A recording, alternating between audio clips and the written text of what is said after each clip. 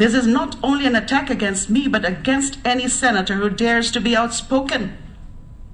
Pagkatapos ko, sino po ang isusunod sa inyo na mangahas na tumiwalag sa kanilang marcha, na hindi sasayaw sa kanilang marcha or sa kanilang musika?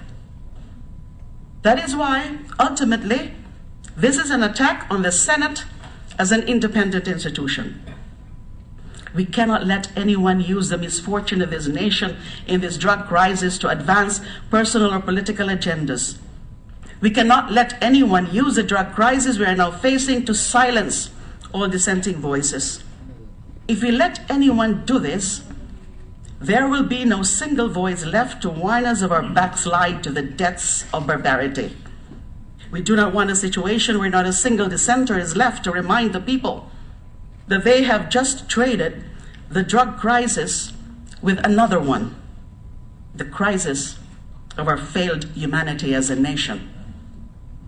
We cannot go on being indifferent to the daily executions without ultimately becoming a nation bound by a collective sociopathy.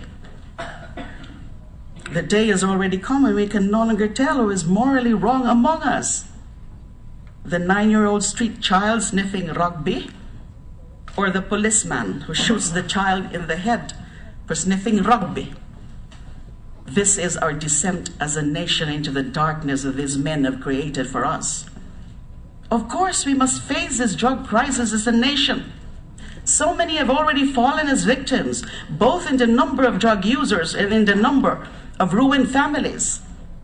Yes, Mr. President, indeed, we must wage this war against drugs. But there must be another way. There has to be another way. There must be a way other than this method that brings us to our collective descent into impunity, fear, and ultimately utter and complete inhumanity. We cannot wage the war against drugs with blood. We will only be trading drug addiction with another more malevolent kind of addiction. And this is the compulsion for more killings that have now included even the innocent. There are now more mistaken identities and collateral damage, and the proportion is rising. And why is the proportion of collateral damage rising? Mr. President, impunity, once unleashed, has no boundaries. It does not care who dies. It does not care who suffers.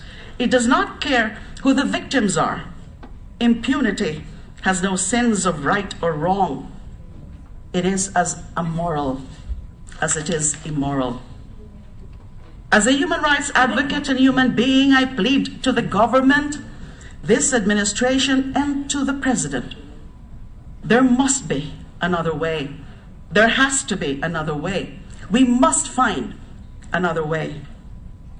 I fully support the war on drugs, and I sincerely desire its success. I am one with the president in his relentless and sustained campaign to rid our country of the drug menace. Nais ko lang na ang ating mga pulis at iba pang law enforcement agents ay maging totoong mga alagad ng batas, na sumusunod sila sa batas habang pinaiiral ito, na tumatalima sila sa mga patakaran at pamantayan sa pagsugpo ng krimen at pagdakip sa mga nagkasala, na isinasaalang-alang nila ang pangingibabaw ng batas sa kanilang pagtupad sa tungkulin. And my concern is not only the killings tallied by the PNP as a formal law enforcement agency. At least we can put the PNP to task in our official legislative investigations. My gravest concern lies with the vigilantes of the night now operating almost all over the country. Those harbingers of death spreading the apocalypse of our dehumanization. They match with vigor the killings carried out by the official PNP. And these people we cannot serve with the summons of the Senate. They are faceless. They are unaccountable. The Philippine National Police reported 395 alleged offenders killed in alleged police operations from July 1 to August 1. The daily average is as high as 13 dead during the past 1 month of the current administration. And higher figures are even reported by certain media outlets. And that's now being fleshed. Those are now being, the figures are. Mr. President, in this light, I filed proposed Senate Resolution number 9, calling for congressional inquiry in aid of legislation on the spate of extrajudicial killings and summary executions. Ito po ang aking pakay. Palakasin ang gyera laban sa droga at kriminalidad sa pamamagitan ng pagsawata sa mga iligal na pagpatay. Magpanukala ng mga nararapat na batas at alituntunin upang tulungan ang ating kapulisan sa kanilang tamang pagtupad ng tungkulin. At higit sa lahat, palakasin pa ang sistema ng ating mga batas para matiyak ang pag-iral ng batas at paggalang sa karapatang pantao. Malinaw po na ang laban na ito ay hindi lamang pansariling laban ni Leila de Lima. Ito ay laban ng mga karaniwang Pilipino para sa pagbabago, para sa pagyabong ng buhay, para sa kaginhawaan ng pamilya, para sa katiwasayan ng pamayanan, para sa kaayusan ng pamahalaan at para sa kabutihan ng lahat. If this administration is sincerely concerned about the spate of killings of suspected criminals, as it pronounced once before the media, then it should welcome the Senate inquiry. However, even before any Senate resolution was filed, the Solicitor General and the PNP Chief have already made pronouncements that they will not attend any Senate inquiry even when invited or summoned. The premature position of some administration officials.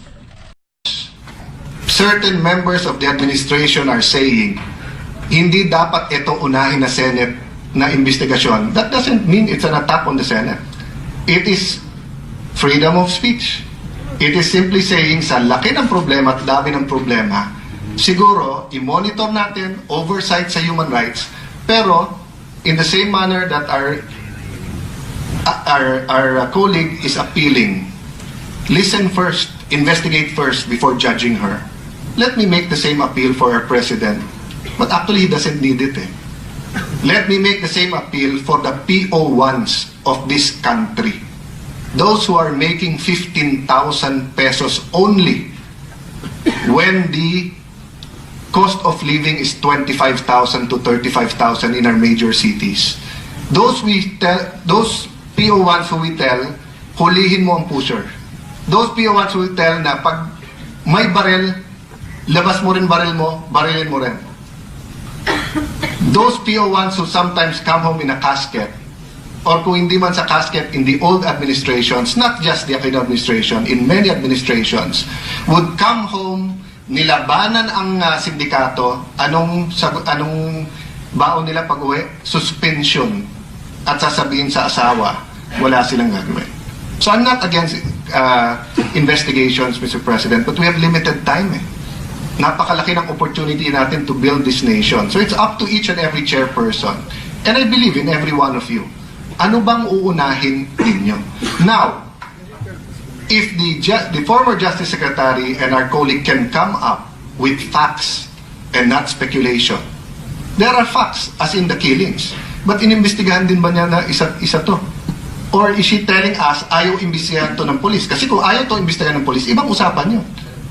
Pero kung iniimbestigahan to ng polis at hindi pa tayo kumpleto sa facts, and then we will go into that kind of hearings, it is for all of us to ask ourselves now, yan ba ang pinaka-importanting gawin natin ngayon?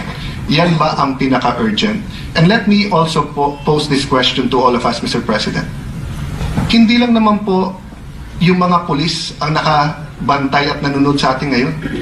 Nanonood ang mga drug lords.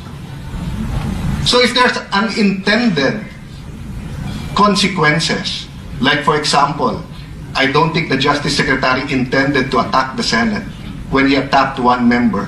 But I do know what you mean, my dear colleague, because once upon a time, I was in the opposition and I felt that an attack on me was an attack on the whole Senate. But the police are watching, the NBI is watching, PDEA is watching, the OFWs are watching, and we have to also be careful. If we think, Mr. President, na may hate campaign against the human rights, how do you think the police feel? How do you think the president feels? How do you think the PDEA, the NBI, etc.? Lahat na lang ng jokes tungkol sa politiko, sa police, at saka sa abogado. Lahat ng masasamang jokes. They're the butt of jokes. We're the butt of jokes. We have all the power and resources for image building, Mr. President. The police does not have this. So let me end there, Mr. President, and while welcoming our colleague and committing to her that we will not allow anyone to attack the Senate or destroy the Senate or to stop any senator from conducting their investigation or attending an investigation, it is also left up to us to decide what is most important, how we use our time, and it is up to us to make sure na yung unintended consequence of telling the police, tumigil-tigil muna kayo. Wala pa akong nangyayari.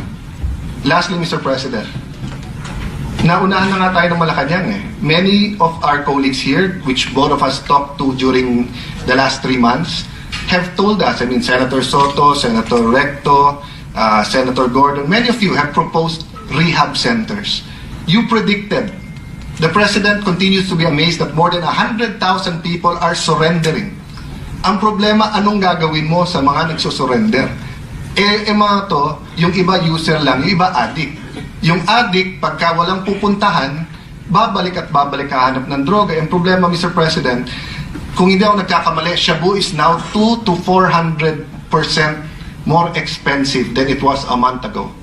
In some places, it's 1,000% more expensive, which is good news in the sense that many people will stop and cannot have money, but it's also bad news because the addicts who are violent will rob, will steal, will try to get money to feed their habit. That's why the rehab centers are also urgent. So these are the points that I'd like to attach to the speech of our colleague. Yes, let's stand up for human rights. Yes, let us not allow any unjustified killings. Yes, let us not accuse falsely or let us not accuse without a factual background any senator. But let's also not accuse the police, especially the PNP as an organization, of rub-outs until we have evidence. And when we do have evidence or we have a smoking gun or even just smoke, kung sasabihin natin where there's smoke, there's fire, let's isolate it. So if it was one event here in Pasay, one event in Davao, yun ang sabihin natin. Pero sabihin natin, yung mga polis, o alam naman na polis sa rub-out, no? Tayo, galit tayo pagkasabihin, lahat ng politiko corrupt Tapos we will do the same sa police. Anyway, Mr. President, I bid you a good afternoon and thank you for this opportunity. Thank you, Senator Cayetano. Mr. Senate President.